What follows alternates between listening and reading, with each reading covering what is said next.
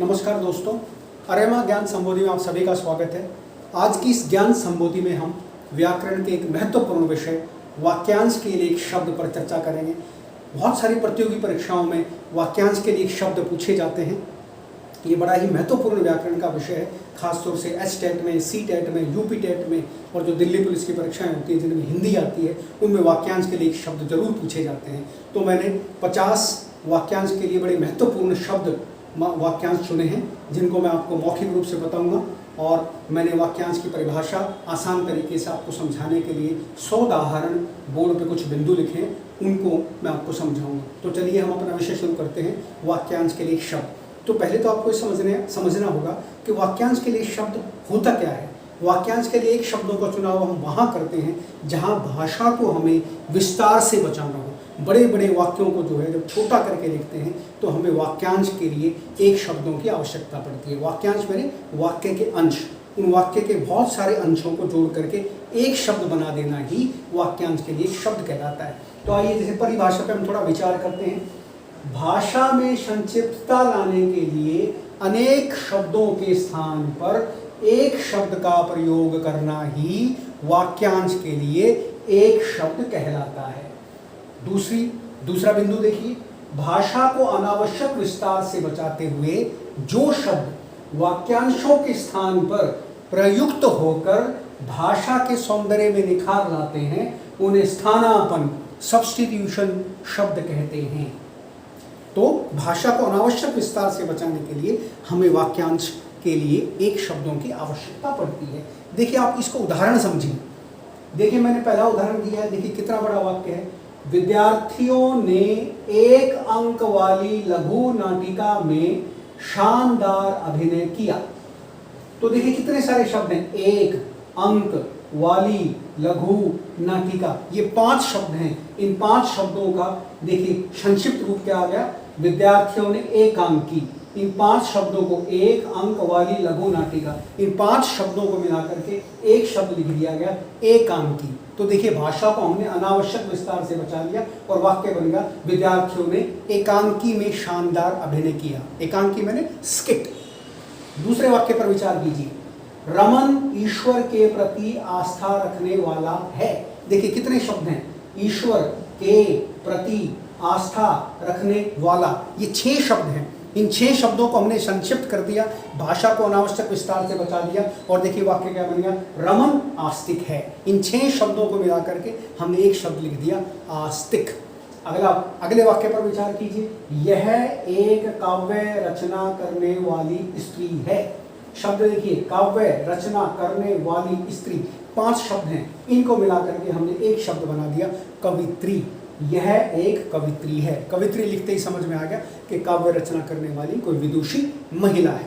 तो इस तरह से हम भाषा को अनावश्यक विस्तार से बचाने के लिए वाक्यांश के लिए एक शब्दों का इस्तेमाल करते हैं, जिन्हें हम स्थानापन्न शब्द भी कहते हैं, सब्स्टिट्यूशन शब्द भी कहते हैं। जो अनेक शब्दों के स्थान पे एक प्रॉपर शब्द लिख दिया जाता है, उसे ही हम सब्स्टिट्यूशन स्थानापन्न शब्द कहते हैं। स्थानापन्न मैंने उसके स्थान पर। तो आप देखिए इस तरह से ये जो है हमारा जो है विषय आगे बढ़ता है वाक्यांश के लिए शब्द। ये मैंने 50 अति महत्वपूर्ण वाक्यांश के लिए शब्द लिखे हैं। ये वे वाक्यांश के लिए एक शब्द हैं जो विभिन्न प्रतियोगी परीक्षाओं में पूछे जाते रहे हैं, आगे भी पूछेंगे, और जितने भी प्रतियोगी परीक्षाएं हुए इनमें से कोई ना कोई इनमें से कोई ना कोई उन परीक्षाओं में देखने को मिला है। तो मैंने ऐसा प्रयास किया है कि आपको इधर उधर से कहीं ना पढ़ना पड़े, केवल आप इन्हीं को दोहरा लें तो इनमें से कोई ना कोई वाक्यांश के लिए आपको शब्द देखने को जरूर मिलेगा। आपको इस वीडियो को शुरू से आखिर तक देखना पड़ेगा, क्योंकि मैंने ये खाली प्रश्न लिखे हैं, इनके उत्तर मैं आपको मौखिक बताऊंगा। इसलिए इस वीडियो को ध्यान से सुनेंगे ताकि आपका एक तरह का टेस्ट भी हो जाए और आपको विषय भी समझ में आ जाए। आपका अभ्यास का अभ्यास हो जाएगा और विषय भी आपको समझ में आ जाएगा। ध्यान से सुनिएगा। देखिए पहला है, जिसे वाणी व्यक्त न कर सके। जिसे वाणी व्यक्त न कर सके उसके लिए शब्द इस्तेमाल होता है अनिर्वचनीय। अनिर्वचनीय। दूसरा है, सरकारी गजट में छपी सूचना। सरकारी गजट में छपी सूचना के लिए शब्द इस्तेमाल होता है अधिसूचना, जिसे आप अंग्रेजी में कहते हैं नोटिफिकेशन। तीसरा है, जिसके पास कुछ भी ना हो, उसके लिए शब्द इस्तेमाल होता है अकिंचन। अकिंचन। अगला है नीले रंग का कमल, कमल मैंने लोटस, नीले रंग का कमल, इसके लिए इस्तेमाल होता है शब्द इंदिवर। इंदिवर आप नील कमल भी कह सकते हैं और इंदिवर भी कह सकते हैं। उसके बाद है विवाहित पत्नी से उत्पन्न संतान, विवाहित पत्नी से उत्पन्न संतान के लिए हम शब्द इस्तेमाल करते हैं औरस।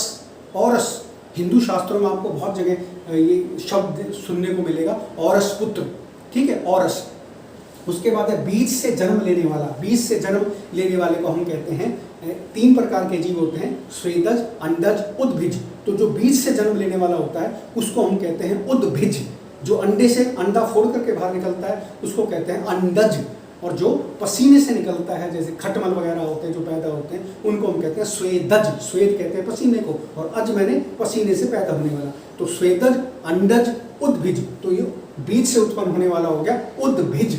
उसके बाद है लता वृक्षों से घिरा एकांत स्थान, लता वृक्षों से घिरा एकांत स्थान, इसके लिए इस्तेमाल होता है शब्द कुंज। भगवान श्री कृष्ण के लिए शब्द भी इस्तेमाल होता है कुंज विहारी, एकांत में विहार करने वाले, तो कुंज शब्द इसके लिए इस्तेमाल होता है। उसके बाद है ऐसा ग्रहण जिसमें सूर्य पूरा ढक जाए, उसके लिए शब्द इस्तेमाल होता है खग्रास। खग्रास, जब भी आपने देखा होगा सूर्य ग्रहण जब भी होता है, सोलर एक्लिप्स जब भी होता है, तो ज्योतिषियों द्वारा वो उसकी घोषणा की जाती है कि किस प्रकार का ग्रहण है। तो खग्रास होता है जिसमें सूर्य पूरी तरह से ढक जाता है कुछ समय के लिए, कुछ सेकंडों के लिए या कुछ 1-2 मिनट के लिए, उसको हम खग्रास कहते हैं। उसके बाद है शीघ्र में पचने वाला भोजन, इसके लिए शब्द इस्तेमाल होता है गरिष्ठ। आप कहते हैं ना ऑयली, तो गरिष्ठ शीघ्र न पचने वाला जो खाना होता है उसके लिए शब्द इस्तेमाल होता है गरिष्ठ। उसके बाद है गद्य पद्य मिश्रित रचना, एक ऐसी रचना जिसमें पोइट्री भी हो, प्रोज भी हो, जिसमें गद्य भी हो, पद्य भी हो, उसके लिए शब्द इस्तेमाल होता है चंपू, उसे हम चंपू काव्य कहते हैं। उसके बाद है जीतने की इच्छा वाला, जो सदैव जीतने की इच्छा रखता हो कि मैं ना हारूं, उसके लिए कौन सा शब्द इस्तेमाल होता है जिगीषु, जिगीषु, जिगीषु। उसके बाद है शीघ्र चलने वाला, शीघ्र चलने वाला के लिए शब्द इस्तेमाल होता है द्रुतगामी। द्रुत मैंने तेजी से चलना और गामी मैंने गमन करने वाला। उसके बाद है बिना पलक झपकाए हुए, बिना पलक झपकाए हुए के लिए शब्द इस्तेमाल होता है निर्निमेष। निर्निमेष मैंने लगातार एक टक किसी को देखना बिना पलक झपकाए, उसको हम कहते हैं निर्निमेष, निर्निमेष। उसके बाद है युद्ध की इच्छा रखने वाला, युद्ध की इच्छा रखने वाले के लिए शब्द इस्तेमाल होता है युयुत्सु। ये कई बार प्रतियोगी परीक्षाओं में पूछा गया प्रश्न है, युद्ध की इच्छा रखने वाला युयुत्सु, युयुत्सु। उसके बाद है कनक जैसी आभा वाला, कनक कहते हैं हम सोने को, गोल्ड को, तो कनक जैसी आभा वाले के लिए शब्द इस्तेमाल होता है कनकाभ। कनकाभ, कनक मैंने सोना और आभा मैंने उसकी औरा वाला, उस जैसे रूप वाला, तो कनकाभ। उसके बाद है बाएं हाथ से तीर चलाने वाला, दायां बायां, बाएं हाथ से तीर चलाने वाले के लिए शब्द इस्तेमाल होता है सव्यसाची। अर्जुन का एक नाम सव्यसाची भी था, भगवान श्री कृष्ण ने उसे सव्यसाची नाम दिया था क्योंकि वो बाएं और दाएं दोनों हाथों से जो है तीर चला सकता था, तो इसलिए बाएं हाथ से तीर चलाने वाले के लिए शब्द इस्तेमाल होता है कनकाभ। उसके बाद है जिसे मापा न जा सके, उसके लिए शब्द इस्तेमाल होता है अपरिमेय। अपरिमेय, परिमेय मैंने नापना, और अ का मतलब नहीं, जिसे नापा ना जा सके, अपरिमेय।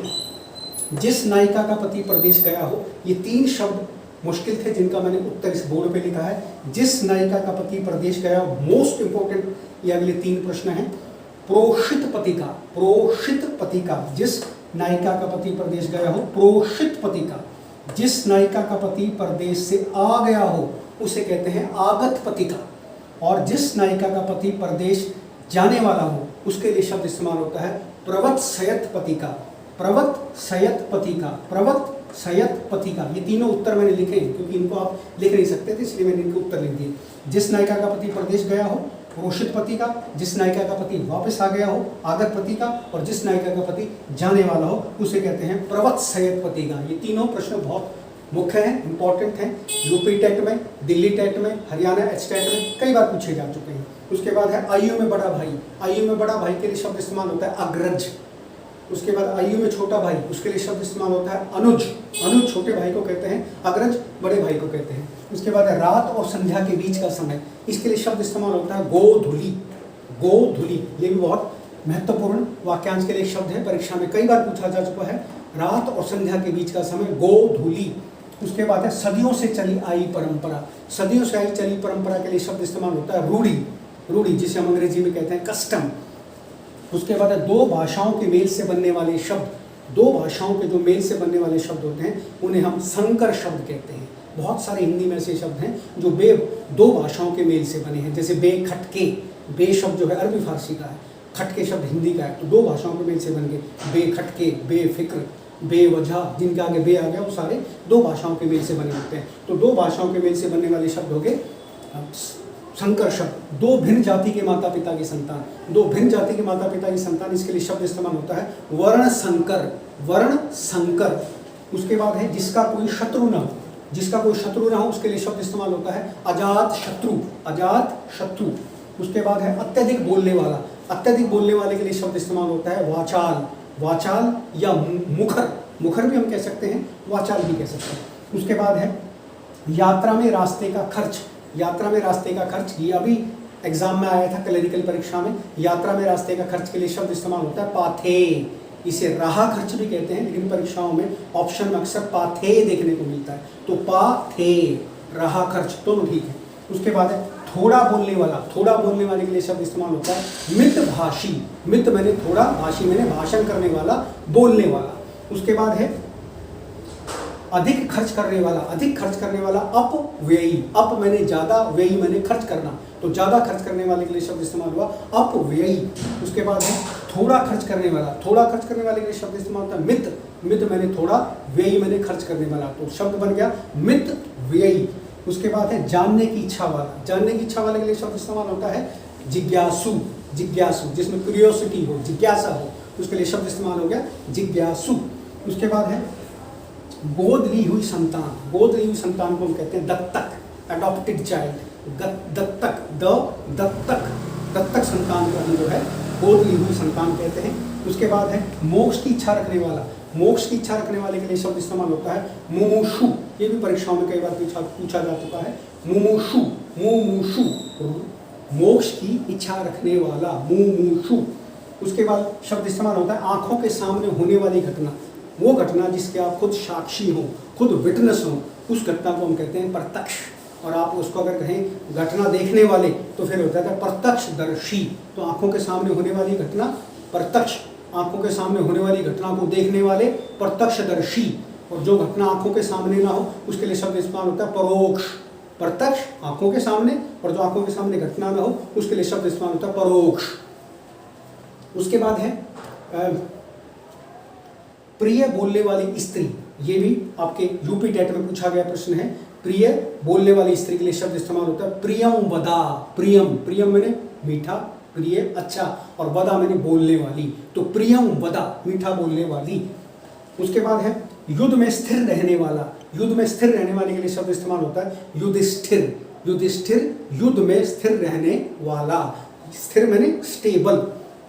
उसके बाद है जिस शब्द के दो अर्थ हों, ये भी काफी महत्वपूर्ण है, एचटेट में पूछा जा चुका है। जिस शब्द के दो अर्थ हों उसके लिए शब्द इस्तेमाल होता है सिलिष्ट। सिलिष्ट, शैशलगम वाला, सिलिष्ट। उसके बाद है जिस शब्द का अर्थ कठिन हो। जिस शब्द का अर्थ कठिन हो उसके लिए शब्द इस्तेमाल होता है क्लिष्ट। वो था सिलिष्ट, ये क्लिष्ट, क्लिष्ट। जिस शब्द का अर्थ कठिन हो उसके लिए हम कहते हैं क्लिष्ट, और जिस शब्द के दो अर्थ हो उसके लिए शब्द इस्तेमाल होता है श्लिष्ट, शैशलगम वाला, और वो क्लिष्ट। उसके बाद है आकाश में विचरण करने वाला। आकाश में विचरण करने वाले के लिए शब्द इस्तेमाल होता है खेचर। खे मैंने आकाश, चर मैंने विचरण करने वाला। पक्षी के लिए, पक्षी को हम खेचर कहते हैं, तो खे मैंने आकाश और चर मैंने उसमें विचरण करने वाला, खेचर। उसके बाद 15 दिनों में होने वाला। 15 दिनों में एक बार होने वाले के लिए शब्द इस्तेमाल होता है पाक्षिक। पाक्षिक, सप्ताह में एक बार होने वाले के लिए शब्द इस्तेमाल होता है साप्ताहिक। 15 एक महीने में एक बार होने वाले के लिए शब्द इस्तेमाल होता है मासिक। वर्ष में एक बार होने वाले के लिए शब्द इस्तेमाल होता है वार्षिक। उसके बाद है पानी में लगने वाली आग। ये भी काफी महत्वपूर्ण है, एसटेट में पूछा जा चुका है ये प्रश्न। पानी में लगने वाली आग के लिए शब्द इस्तेमाल होता है बड़वा अग्नि। इसे हम ऐसे भी कह सकते हैं समुद्र में लगने वाली आग। समुद्र में लगने वाली आग आ जाए या पानी में लगने वाली आग आ जाए, दोनों के लिए एक ही शब्द इस्तेमाल होगा बड़वा अग्नि, बड़वा अग्नि। उसके बाद है 5 नदियों का प्रदेश। 5 नदियों के प्रदेश को हम कहते हैं पंजाब। पंज मैंने 5, पंज मैंने 5, और आब मैंने नदी, दरिया, तो 5 नदियों का समूह जो होता है उसको हम कहते हैं पंजाब। उसके बाद है 100 वर्षों का समूह। 100 वर्षों का समूह का मतलब होता है शताब्दी। 100 ईयर्स को हम कहते हैं शताब्दी। उसके बाद है 2 गौओं का समूह। गौ मैंने काउज, 2 गौओं का समूह, इसके लिए शब्द इस्तेमाल होता है द्विगु। आपने समास भी पढ़ा होगा, द्विगु, द्विगु समास। तो द्विगु जैसे लिखते हैं ठीक ऐसे ही उसको लिखते हैं, 2 गौओं का समूह द्विगु। द्वि मैंने 2, गु मैंने गायें, काउज। उसके बाद है 8 अध्यायों वाली पुस्तक। जिस पुस्तक के अंदर 8 चैप्टर्स हों, 8 अध्याय हों, उसके लिए क्या शब्द इस्तेमाल होता है? अष्टाध्यायी। अष्ट मैंने 8 और ध्यायी मैंने अध्याय, तो अष्टाध्यायी। और उसके बाद है जीने की इच्छा। ये काफ़ी महत्वपूर्ण शब्द है, जीने की इच्छा। इसके लिए शब्द इस्तेमाल होता है जिजीविषा। जीने की इच्छा, जिजीविषा, जिजीविषा, जिजीविषा। तो इस तरह से 50 अति महत्वपूर्ण वाक्यांश के लिए शब्द हैं। मैं समझता हूँ मैंने आसान तरीके से आपको समझाने का प्रयास किया। यदि ये वाक्यांश के लिए एक शब्द अध्याय आपको समझ में आया है, ये लेक्चर समझ में आया है, तो मेरे इस चैनल को सब्सक्राइब जरूर करें। अगले किसी लेक्चर में व्याकरण के किसी अति महत्वपूर्ण विषय को लेकर के मैं फिर आपके सामने प्रस्तुत होता हूँ। तब तक के लिए धन्यवाद।